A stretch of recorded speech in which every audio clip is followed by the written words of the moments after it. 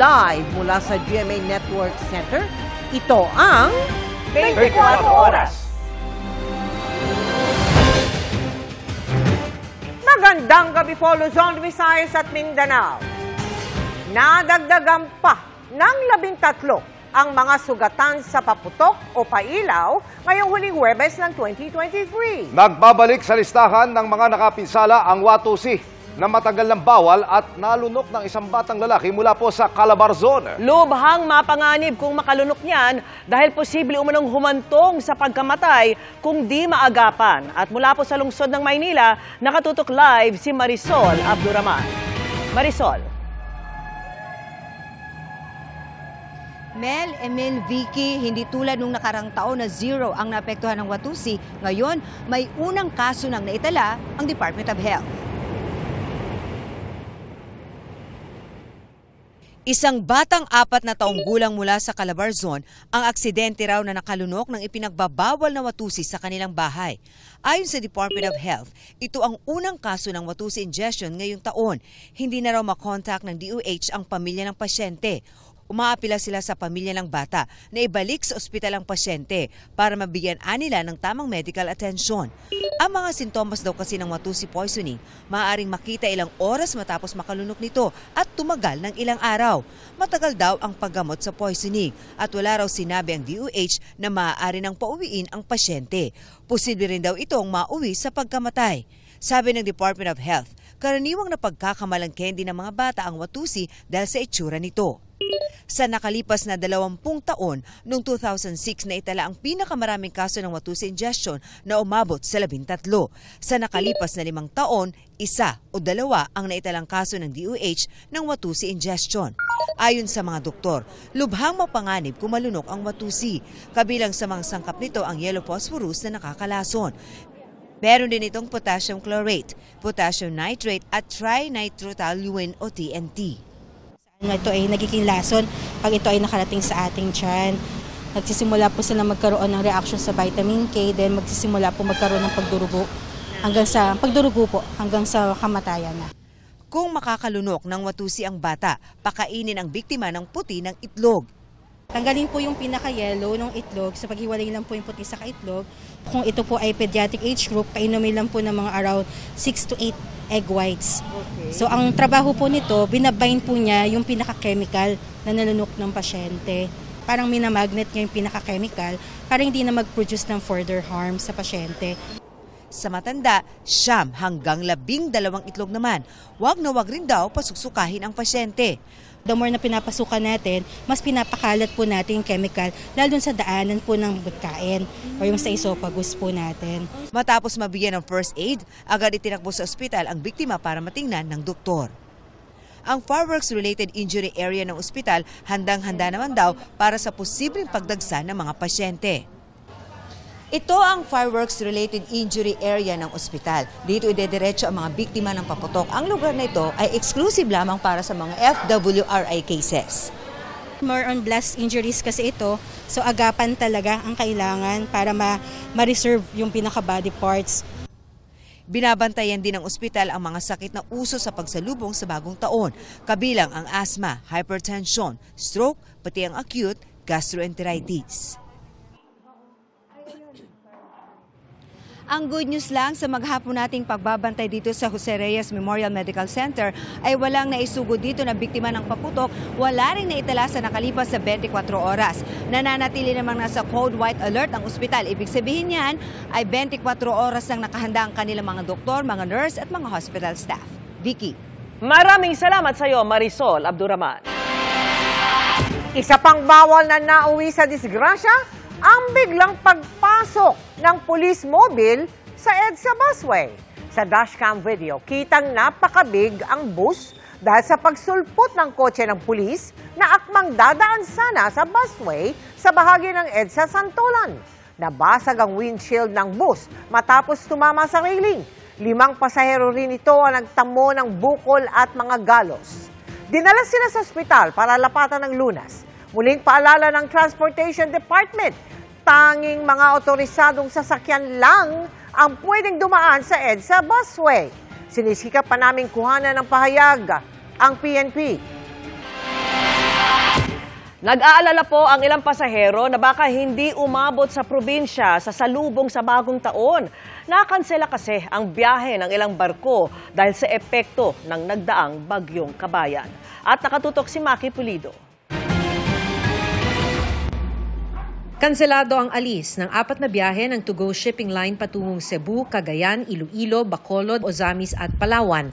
Kaya nag-aalala ang ilang mga pasaherong naghahabol na makapagbisperas ng bagong taon sa kanilang probinsya. Tulad ni Sherlina, na galing pa ng Pangasinan. Ngayong gabi dapat ang alis ng sasakyang barko patungong Bacolod, pero dahil ginawang December 30, darating siya ng Bacolod gabi na ng December 31. 16 years na akong hindi nakauwi sa amin. Kaya nga excited sana ako. 2 oras pa mula Bacolod, papunta sa Escalante City, 2 oras pa. Pagdating sa Escalante City, sasakay pa ako ng tricycle. Wala na, sa daan na ako mag-New Year. Wala raw natanggap na abiso si Sherlina mula sa To Go Shipping Line tungkol sa bagong schedule. Dapat, tinawagan na sana nila na, cancel para hindi mo na ako alis doon. Wala hanggang ngayon wala. Ganyan din sa kaso ni Chocho na pauwi na ng Cebu matapos mawala ng trabaho sa Cavite. Kagabi dapat ang biyahe niya pero naging bukas ng gabi. Gutom na si Chocho na makausap namin dahil sakto lang sa pamasahe ang budget niya. Tinitiis talaga, ma'am, yung pagkain kasi wala kami budget eh. Yung sakto lang yung papunta ko dito, 50 pesos lang. Akala ko naman nga matutuloy kasi libre yung pagkain doon sa To Go. Libre yung meals kasi nandun yun sa pamasahe namin. Dahil gipit ang budget, pambili ng makakain ang problema ng ilang mga pasahero. Ang iba tulad ni Wesley, nakiusap na sa staff ng To Go Shipping Line. Hindi naman kami lahat merong lahat pera. Siyempre ang pera namin para lang din sa sapat na uwi namin doon. Kahit man ang sagot ng lunch. Ang mga kanselasyon ng mga biyahe, epekto pa rin daw ng Typhoon Kabayan ayon sa To Go Shipping Line. Na-text daw ang mga pasahero tungkol sa bagong schedule ng alis ng barko. Nangako rin ng To Go na bibigyan nila ng pagkain at tubig ang mga stranded na pasahero. Sabi rin ng Philippine Ports Authority, maghahanda sila ng lugaw para sa mga pasaherong stranded sa pier. Para sa GMA Integrated News, Maki Pulido, nakatutok, 24 oras. Sitwasyon naman sa ilang bus terminal, nagkakaubusan na ng mga biyahe lalo yung papunta sa Bicol Region. Kamusta kaya ang ibang ruta? Nakatutok live si Oscar Oida. Oscar! Yes, Emil, kanina pa lang ay nagsipagpuntahan na sa mga bus terminal yung mga magsisipag-uwi sa kanilang lugar bago magbagong taon. Maaga pa lang kanina, nagkakaubusan na ng mga biyaheng pa-Bicol sa mga bus terminal sa may EDSA sa Quezon City. Sina Rachel nga na gustong makauwi ng Naga, umaasa na lang na makapag-chance passenger dahil fully booked na ang mga biyahe. Miss na po kasi namin yung family namin kasi nag-internship po kami dito sa Manila. So gusto po namin na makasama po yung family namin ngayong New Year. Ang taga-dait namang si Aileen, pinatos na ang regular na trip pa Bicol. Sa akin po walang problema kahit ordinary or aircon. Walang problema. Kasi may emergency kasi ako. Namatay yung biyanan ko. Basta gusto ko makaalis na ako ngayon. Marami na rin kaming chance passenger na inabutan sa terminal ng Victory Liner sa EDSA Camias.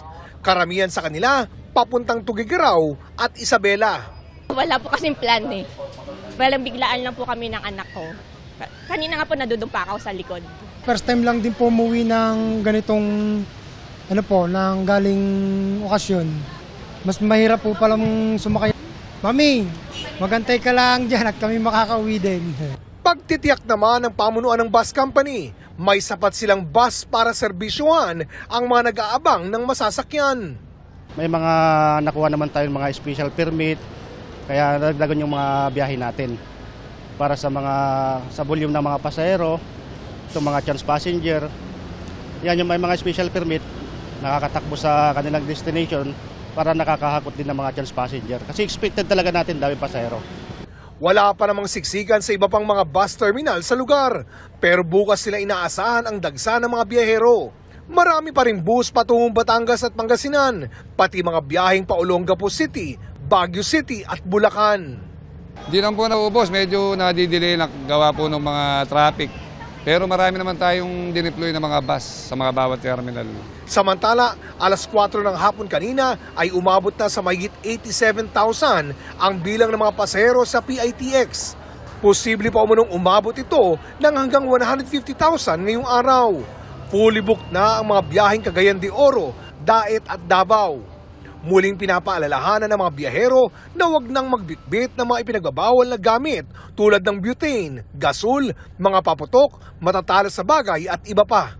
Hanggang kanina kasi marami pa rin nakumpiska sa PITX. Pinakamarami ang kutsilyo, butane at firecrackers. Emil, tiniyak naman ng LTFRB na may sapat na masasakyan ang publiko. Nakapag-issue na raw sila ng mahigit 1,000 special permits para mas marami ang makabiyahe. Emil? Maraming salamat, Oscar Oida. Dahil sa tumagas na amonya, nakasusulasok na amoy ang naranasan sa isang pagawaan ng yelo sa Quezon City. Pang-apat na insidente na yan ang ammonia leak sa bansa ngayong taon. Nakatutok si Ian Cruz. Nagmamadaling nirespondehan ng mga bumbero ang tumagas na ammonia sa isang ice plant sa Fernando Poe Jr. Avenue sa Barangay San Antonio, Quezon City. Dahil delikadong malanghap, kinailangan mag-breathing apparatus suit at hazmat suit ang mga volunteer firemen. Pumalo ng 1,200 parts per million o ppm ang reading ng ammonia sa planta ng tube ice, lagpas sa 25 ppm permissible limit sa loob ng 8 oras. Dapat nga, 0 ppm talaga ang ammonia. Nagbabag kami, tas nagtowing, yung baksak ng yelo, nag-aabang kami, biglang may sumabog. Agad namang nakalabas lahat ang mga empleyadong nasa planta, maintenance at opisina nila. Ngayon lang daw nagka-ammonia leak sa planta. Lahat ng tao nakalabas, nakapatay din lahat ng mga gate bulb. Walang natitira doon na nakabukas. 30 personnel, but for now, yung nasa loob is only 13. Lahat nun is walang problema. Nasa labas po kami lahat. Wala akong nahirapang huminga doon? No. Pero kapag humahangin, tumitindi ang nakakasulasok na amoy. Matindi na naman yung amoy nung sinasabing nag-leak na ammonia, kaya pinaalis ulit yung mga tao malapit dito sa ice plant. Ang sabi naman ng BFP, matatanggal din naman yung amoy na ito, pero kailangan ng mahaba pang panahon dahil kailangan mahanginan ng husto yung area kung saan nag-leak ang ammonia. Bukod sa ice plant, ilang kalapit na establishmento ang pansamantalang huminto muna ng operasyon. Pagdating namin, sir, nangangalingasaw, nakakala namin, kasi amoy pangkulot yun eh. Pag naano, ganyan ang amoy. Kahit nga mga insekto, tila na bulabog ng masangsang na amoy. Mag-alas 2 ng hapon na nang bumaba sa mahigit 200 ppm ang ammonia level sa hangin sa planta. Wala naman ang leak, bukod na lang doon sa pinagmumula ng ice. So doon na lang yung merong ammonia na vapor. Pero the rest doon sa area wala na po. So ito, residue na lang po to. Malaking commercial residential ang lugar, kaya patuloy na magbabantay ang BFP Quezon City hanggang sa matiyak na ligtas na ang lugar. Ika-4 na ito sa mga naitalang ammonia leak sa bansa, kasunod ng mga insidente sa Taguig, Kasiguran sa Aurora at Navotas kung saan may isang namatay. Batayan sa datos ng GMA Integrated News Research. Sakaling mangyari sa inyong lugar, agad lumayo ng di bababa sa 100 talampakan. Alisin ang damit na na-expose sa ammonia. 15 minutong banlawan ng tubig ang mata o balat na na-expose sa ammonia. Gumamit ng supplemental oxygen kapag nahirapang huminga o magtungo sa ospital. Para sa GMA Integrated News, Ian Cruz, nakatutok 24 oras. Hindi lang sa pagsisindi ng paputok dapat maging maingat, ha? Kundi kahit sa pagbabiyahe pa lang ng mga ito para iwas disgrasya. Alamin na natin ang latest sa fireworks capital ng bansa. Mula sa Bocaue sa Bulacan, nakatutok live si Chino Gaston. Chino? Mel, ilang araw na lang magbabagong taon na, kaya naman dagsa ang mga mamimili ng paputok dito sa tinaguriang fireworks capital ng bansa sa Bocaue, Bulacan. 5 taon na mula ng aksidenteng magliyab ang tricycle na ito sa Bocaue, Bulacan matapos kumiskis at mainitan ang mga karga nitong kwitis hanggang tuluyang pumutok.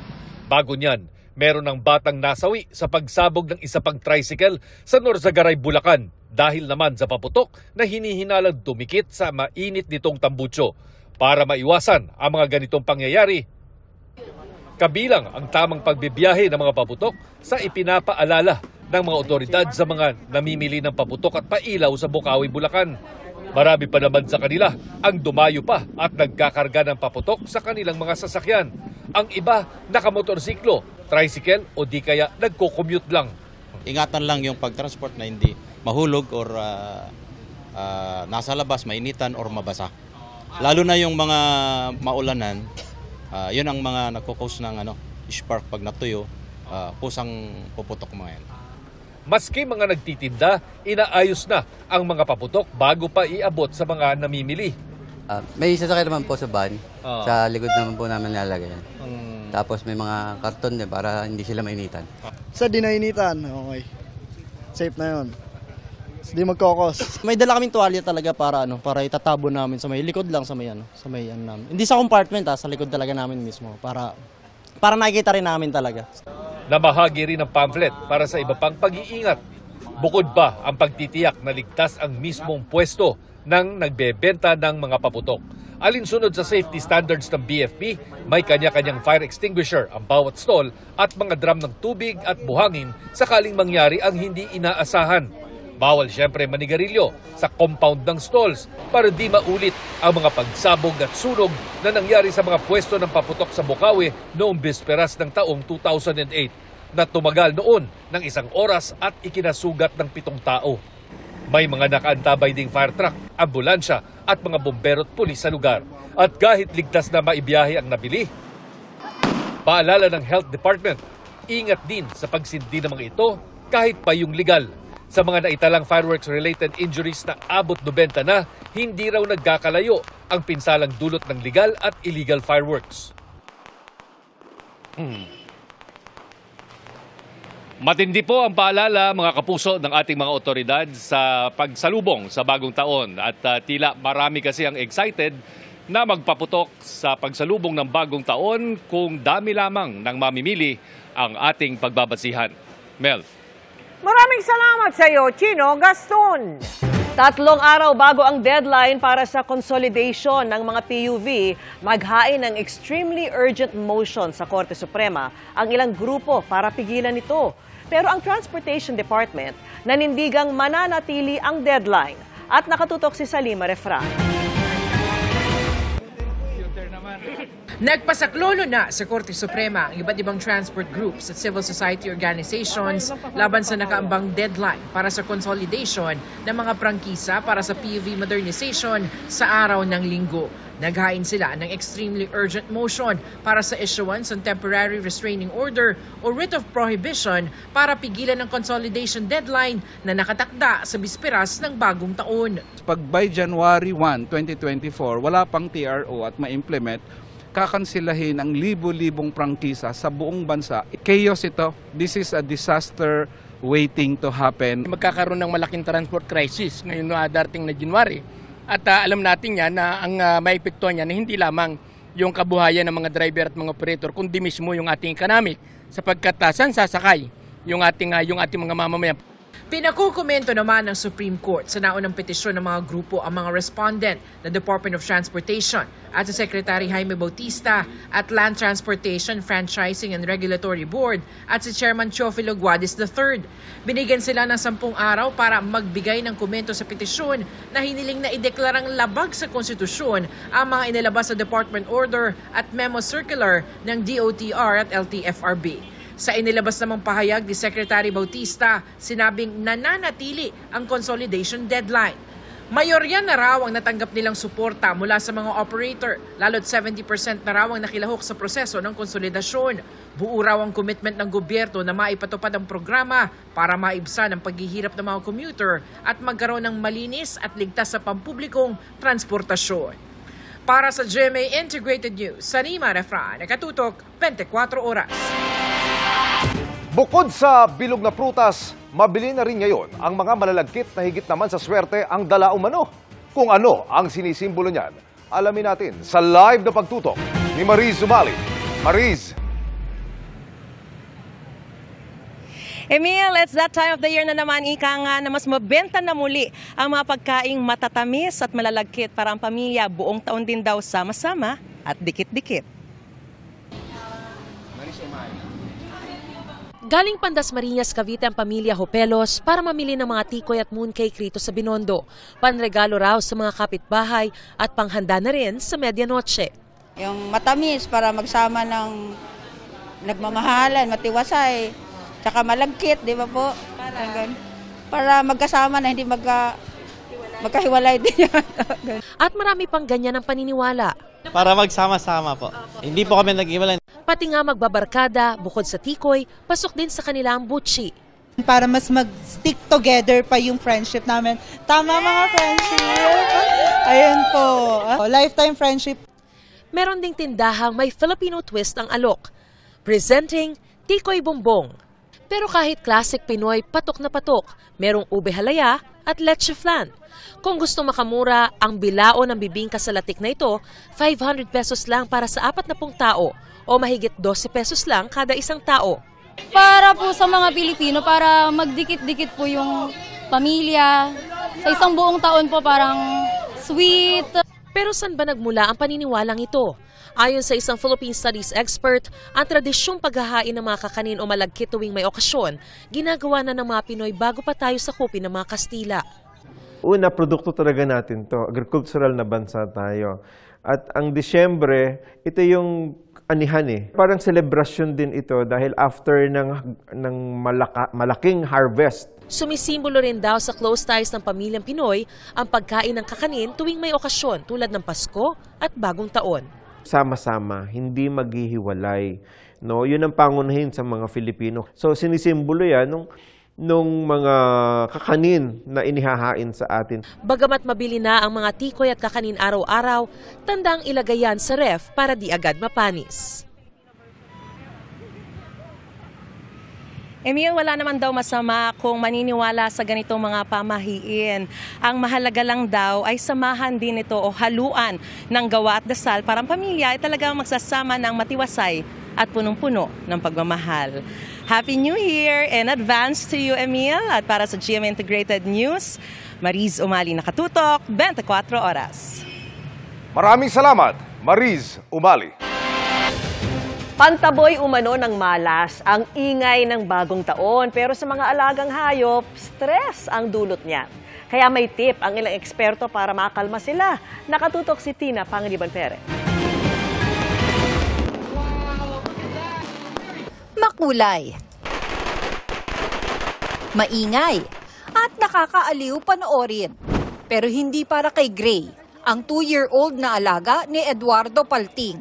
Takot siya sa paputok. Nanginginig siya and then parang ayaw niya kumain, ay stress. Kasama si Gray sa ilang rescue dogs at house pets na rumampa sa isang mall sa Quezon City para mangampanya laban sa mga paputok. Sabi ng Philippine Animal Welfare Society o POS at ng isang eksperto, hindi lang masama sa kalikasan ng mga paputok, masama rin sa kalusugan ng tao at hayop. After ng New Year festivities, may diarrhea yung pet nila, may anxiety, minsan hindi kumakain. It's torture to them. The smoke, the toxic gases produced from the fireworks in the same way that they affect humans, no, they can also affect dogs. Especially certain animals, mas malakas po silang mag-breathe or mag-intake ng hangin as compared to people. For humans, we're able to hear up to 20,000 hertz. Dogs are able to hear up to 60,000 hertz. So the impact of the loud noise is even much stronger, especially for certain animals. And in the same way that in humans, it can trigger, manifestations of stress, mental health problems. For certain animals, it can manifest as some sort of post-traumatic stress disorder. Imbes na magpaputok, pwede naman daw magpatunog na lang ng mga kaldero at torotot, pero malayo sa ating mga alaga. Pwede ring balutin ang ating mga alaga sa calming wrap o anti-anxiety wrap. Tela lang, so wrap nyo lang po in front of the chest of your dog. Tapos gagawa po tayo ng crisscross sa kanyang nape area. And then i-wrap sa kanyang chest. And then crisscross po ulit. And then ending sa kanyang back, middle back. And then pwede nyo na po siyang ibuhol. Bago rin magputukan, Ilakad o paglaruin na ang inyong mga alaga para pagod at kalmado na sila pag sinindihan na ang fireworks. Huwag na rin daw silang palabasin ng bahay. We have to keep our home escape-proof. Kasi syempre, hindi nila naiintindihan kung bakit po may ingay. To them, parang bakit nagwawala yung mga tao sa paligid ko. They become distraught. Pwede ring ilagay ang inyong alaga sa isang tahimik na kwarto at patugtugan nito ng pampakalmang music. Kung pwede, buksan din daw ang ating mga tahanan sa stray animals kahit pansamantala para meron silang masisilungan pag nagpuputukan na. Hindi nakakatuwa na nagpapaputok tayo, naghahagis ng paputok sa mga animals, lalo na doon sa mga strays. Para sa GMA Integrated News, Tina Panganiban Perez, nakatutok, 24 oras. Nabulabog ang ilang tauhan at customer sa isang bangko sa Quezon City nang sumalpok at dumire-diretso sa loob ng bangko ang isang SUV. Live na tinutukan yan ni Mark Salazar. Mark? Mel, inaabangan natin yung official report mismo tungkol dito sa insidenteng ito mula sa otoridad. Pero Mel, base sa mga nakalap na mga barangay chairman ng Barangay Greater Lagro at Barangay Pasong Putik na naunang rumisponde rito, alas 5 ng hapon nang magdiri-diretso raw ang isang SUV hanggang sa loob ng branch ng isang bangko nga dito sa Barangay Pasong Putik. Yan na nakakasakop dito sa Quezon City.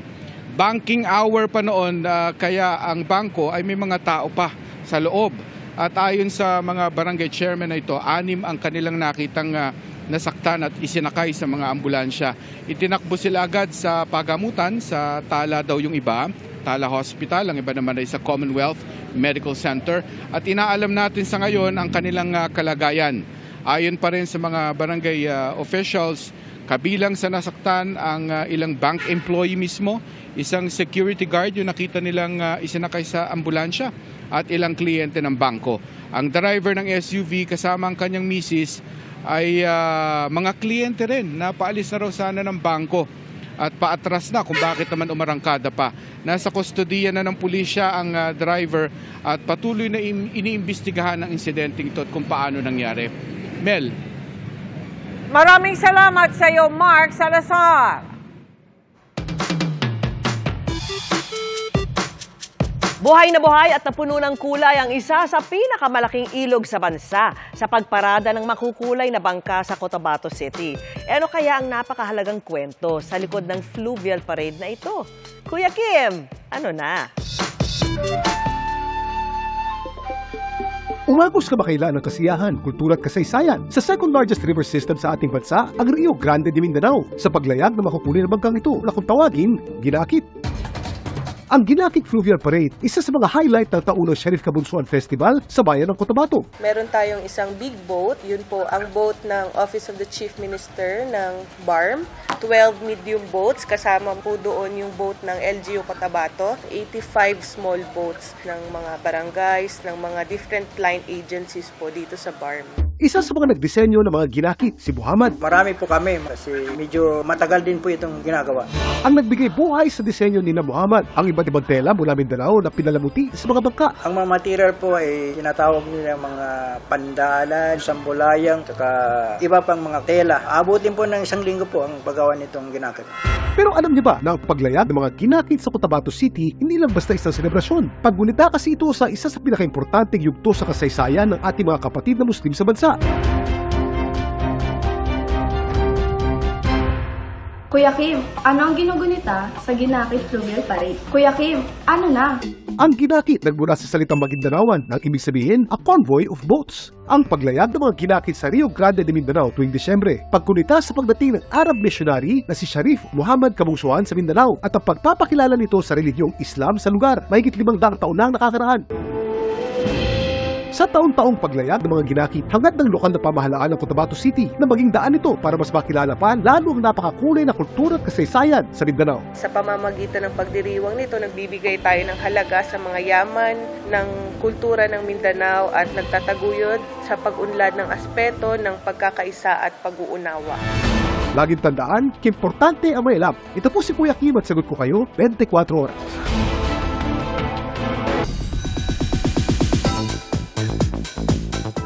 Itinanghal na Best Picture at nakakuha rin ng ibang parangal ang pelikulang Firefly ng GMA Pictures at GMA Public Affairs sa gabi ng parangal ng 2023 Metro Manila Film Festival. Mapapanood na yan sa mas maraming sinehan simula ngayong araw. Kaya naman inaasahan na mas lalo pang lalakas sa takilya ang pelikula. Yan ang chika ni Lars Santiago. Best Picture! Firefly!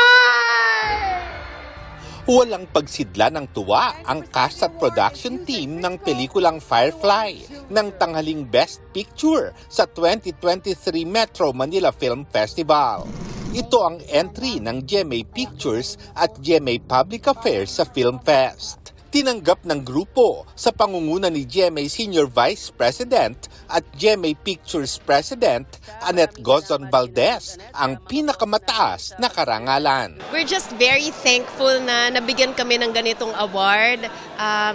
We're thankful na na-recognize yung hard work at lahat ng hirap na pinasok sa pelikulang ito. It's a movie for the whole family. And paglabas mo ng sinehan, talaga namang kahit na may luha ka sa mata, may ngiti ka rin sa labi. Kasama rin sa tumanggap si GMA Pictures Senior Vice President at Public Affairs First Vice President Nessa Valdelion. Sa acceptance speech ng direktor na si Zig Dulay, sinabi niyang binuo nila ang pelikula mula sa puso. Inaalay namin ang pelikula sa lahat ng taong naniniwala sa kapangyarihan ng pangarap, kapangyarihan ng pag-ibig at kapangyarihan ng sining. Wagi rin ang Firefly bilang Best Screenplay para kay GMA Public Affairs Senior Assistant Vice President Angeli Atienza. Salamat at sa lahat ng buong production po ng Firefly. To our brilliant cast for bringing the characters to life. It's been a privilege to tell this story and sana po lahat tayo ay mahanap natin ng ilaw sa ating mga sarili. At sa kanyang kauna-unahang pelikula, pinarangalan si sparkle artist Ewan Micael bilang Best Child Performer sa kanyang pagganap bilang anak na may gustong tuparing pangarap para sa kanyang ina. Sobrang saya ko po kasi first time ko pong makahawak ng ganitong award. Kinabahan ka ba? Well, kasi na po kasi hindi po ako hindi po ako umaasa na ako'y mananalo, kaya hindi po ako kinabahan. Sa 3 bigating award na nakuha ng Firefly, muling inimbitahan ng GMA ang publiko. We're hoping na panoorin pa to sa mga hindi pa nakakanood kasi talaga namang magandang pelikula, may aral talaga ito, and tamang-tama siya for the Christmas season. Ang Gomburza, nakuha ang parangal na Second Best Picture, Best Director para kay Pepe Jokno, Best Actor para kay Cedric Juan at iba pang pagkilala. Third Best Picture ang Malyari at ang cast member nitong si JC Santos ang Best Supporting Actor. Fourth Best Picture naman ang When I Met You in Tokyo at bida nitong si Vilma Santos ang tinanghal na Best Actress. With these 10 movies that are showing right now under Metro Manila Film Festival, bumabalik po ang mga tao sa sine. Sana ho magtuloy-tuloy kasi ito ho ang kailangan ng ating pong industriya. Best Supporting Actress naman si Miles Ocampo para sa pelikulang Family of Two. May mga parangal din ang Becky and Badette, pati ang Kampon. Ginawara naman ng Marichu Vera Perez Maceda Memorial Award si Lily Monteverde ng Regal Films. Lars Santiago, updated sa Showbiz Happening. And that's my chika this Thursday night. Sa ngalan ni Iya Arellano, ako po si Bianca Umali. Miss Mel, Miss Vicky, Sir Emil. Thank you, Bianca. Salamat sa iyo, Bianca. At yan ang mga balita ngayong Huwebes. Ako po si Mel Tiangco. Mga kapuso, 4 days na lang, 2024 na. Ako naman po si Vicky Morales para sa mas malaking misyon. Para sa mas malawak na paglilingkod sa bayan. Ako po si Emil Sumangil. Mula sa GMA Integrated News, ang News Authority ng Pilipino. Nakatuto kami 24 oras.